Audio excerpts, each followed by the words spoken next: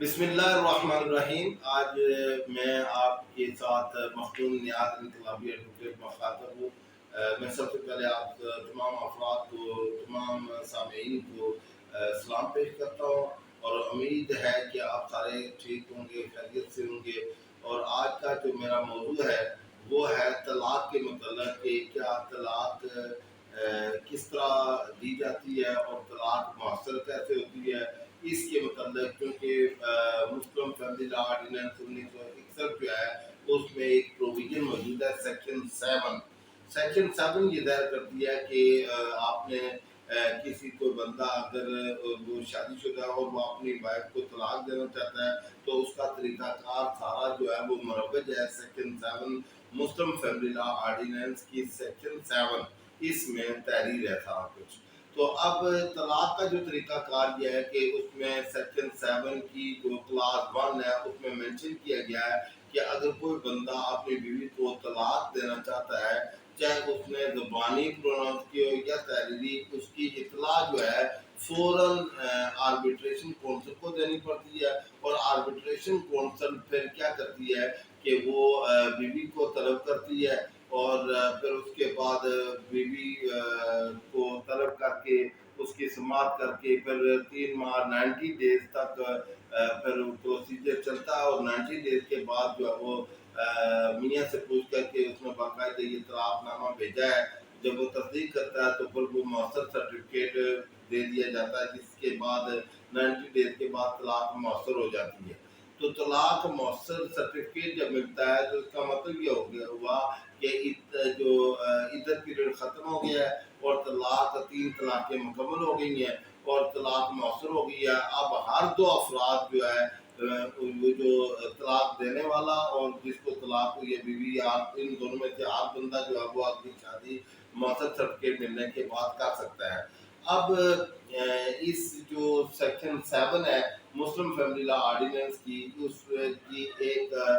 Class 6 ہے۔ Class 6 یہ کہتی ہے کہ ایک میاں نے اپنی بیوی کو طلاق دی۔ طلاق کا پہلے یہ سمجھ لیں کہ طلاق دینے کے بعد جب 3 طلاقیں پوری ہو جاتی ہیں تو جو یونین کونسل کی آربیٹریشن کونسل جو ہوتی ہے وہ مؤثر سرٹیفکیٹ جاری کرتی ہے جب 3 طلاقیں مکمل ہو جاتی ہیں۔ تو یہ جو سیکشن 6 ہے، سیکشن 7 کی کلاس 6 یہ بڑی امپورٹنٹ ہے، اور اس میں یہ لکھا ہوا ہے کہ اگر 3 راؤنڈ میں 3 دفعہ مؤثر سرٹیفکیٹ جاری ہو جائے تو پھر جو ہے وہ شادی نہیں کر سکتے میاں بیوی آپس میں۔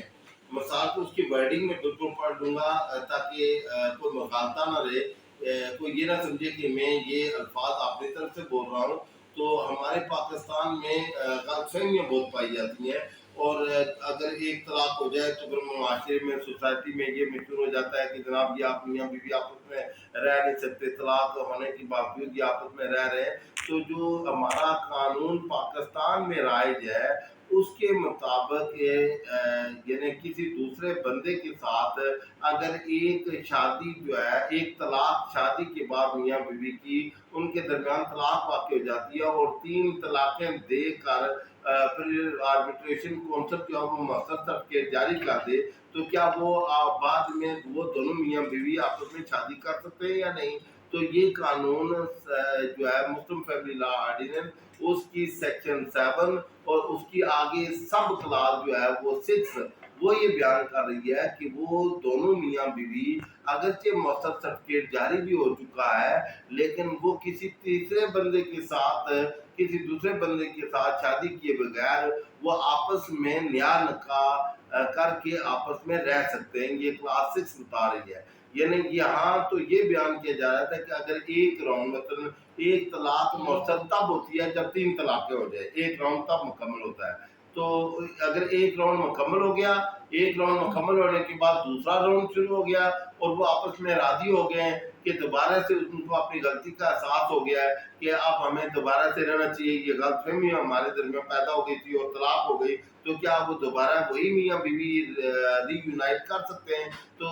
سیکشن 7 کی کلاس 6 کہتی ہے کہ دوبارہ بھی وہ ہو سکے، یعنی یونین کونسل آربیٹریشن کونسل کی طرف سے 2 دفعہ مؤثر سرٹیفکیٹ جاری ہو جائے تو پھر بھی وہ نیا نکاح پڑھ کے آپس میں وہ میاں بیوی رہ سکتے ہیں. کوئی ضرورت نہیں کسی دوسرے بندے کے ساتھ نکاح پڑھنے کی یا کسی حلالے کی کوئی ضرورت نہیں ہے. تو یہ سیکشن 6 اجازت دیتی ہے، لیکن پابندی لگاتی ہے کہ اگر 3 دفعہ طلاق مؤثر سرٹیفکیٹ ایک میاں بیوی نے آپس میں لے لیا ہے تو کیا وہ چوتھی دفعہ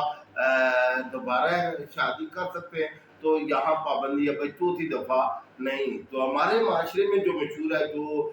سمجھا جاتا ہے، وہ قانون کے بالکل برعکس سمجھا جا رہا ہے. اب میں عبارت جو ہے اس کا متن کلاس 7 سیکشن 7 کی جو کلاس 6 ہے مسلم فیملی لا آرڈیننس، اس کا بالکل متن عبارت جو ہے ٹیکسٹ میں پڑھنا چاہوں گا تاکہ یہ بات کلیئر ہو جائے کہ واقعی جو میں نے بیان کیا ہے وہ اسی طرح ہے. Nothing shall debar a wife whose marriage has been terminated by talaq effective under this section from remarrying the same husband without an intervening marriage with a third person unless such termination is for the third time so effective. یعنی اگر third time effective ہو جائے طلاق، یعنی 3 round مکمل ہو جائیں تو پھر چوتھی دفعہ آپ یعنی نیا نکاح نہیں پڑھ سکتے. سیکشن 6 کا یہ مفہوم ہے. تو اسلام کا جو نظام حیات ہے اور قانون بھی ہمارا جو پاکستانی قانون ہے وہ بھی فالو کرتا ہے اسلامی نظام حیات کو. تو چونکہ یہ مسلم فیملی لا آرڈیننس 1961 ہے، مسلمانوں کی جو پاکستان میں وہ لوگ جو کہ مسلمان ہیں اور پاکستان میں رہائش پذیر ہیں اور اپنی زندگیاں گزار رہے ہیں، ان کی شادی اور طلاق کا جو نظام ہے وہ مسلم فیملی لا آرڈیننس کے تحت اس کو ریگولیٹ کیا جاتا ہے. تو یہاں جو طریقہ کار بتایا جاتا ہے ہمارے معاشرے میں باہر وہ طریقہ نہیں بتایا جا رہا اور نہ اس کو تسلیم کیا جاتا ہے. لیکن لاز کے اندر جو ہے یہ لکھا گیا ہے کہ کسی بھی انٹروننگ تھرڈ پرسن کی ضرورت نہیں ہوتی ہے. اگر میاں بیوی کے درمیان طلاق ہو جائے، مؤثر ہو جائے طلاق، تو وہ آپس میں شادی کر سکتے ہیں. اور اگر شادی کے بعد دوبارہ وہ ناراض ہو جائیں تو شادی کے بعد دوبارہ ناراضگی پیدا ہو جاتی ہے، پھر 3 طلاقیں ایک ایک کر کے 1 مہینے میں دے دی جائے اور یونین کونسل پھر عدت مکمل ہونے کے بعد مؤثر سرٹیفکیٹ جاری کر دے تو پھر دوبارہ تیسری دفعہ بھی وہ شادی کر سکتے ہیں میاں بیوی. لیکن شرط یہ ہے کہ نکاح وہ پڑھیں گے، ٹرم اینڈ کنڈیشن اپنی وہ طے کریں گے. لیکن اگر 3 دفعہ ان کی یہ 3 راؤنڈ مکمل ہو گئے تو چوتھی دفعہ قانون ان کو اجازت نہیں دیتا. تو آج کے لیے اتنا ہی. جن احباب کو یہ ویڈیو اچھی لگی، یہ جو میں نے بیان کیا طلاق کے متعلق ان کو اچھا لگے تو وہ اس کو میری ویڈیو کو شیئر کر دیں، لائک کر دیں. لیکن اس میں اگر کہ اس میں یہ بھی ہے سیکشن 7 میں اس میں یہ ہے کہ اگر ایک بندہ اپنی بیوی کو طلاق دے دیتا ہے لیکن وہ اس کو ساتھی کونسل میں تحریری نہیں بھیجتا، نوٹس نہیں بھیجتا، تو اس کے لیے سزا ہے. اس کی باقاعدہ